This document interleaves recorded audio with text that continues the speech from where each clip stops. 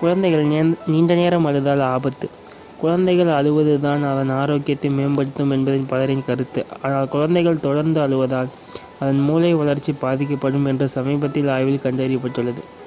நீண்ட நேரம் குழந்தை அழும்போது பெற்றோர்களின் கவனிப்பு இல்லாமல் போகும் பட்சத்தில் குழந்தைகளின் கற்றுக்கொள்ளும் திறன் குறைந்து போவதாகவும் மருத்துவர்கள் எச்சரிக்கின்றனர். மனநலம் பாதிக்கும் குழந்தைகள் அழுவது பசியை தாய்க்கு உணர்த்தவே என்பது எல்லோரும் அறிந்தது. உடலில் உள்ள நோய்களை தனக்கு ஏற்படும் பிரச்சனைகளையும் தாய்க்கு உணர்த்த குழந்தைகளுக்கு இருக்கும் ஒரே வழி அழுகை மட்டும்தான். குழந்தைகள் நீண்ட நேரம் அழும்போது மன அழுத்தத்தை ஏற்படுத்தும் கார்டிசோல் ஹார்மோன் அதிக அளவில் சுரக்கிறது. இதனால் குழந்தைகளுக்கு மன அழுத்தம் ஏற்படும் மனநலம் பாதிக்கும் வாய்ப்புள்ளதாகவும் ஆராய்ச்சியாளர்கள் கண்டறிந்துள்ளனர்.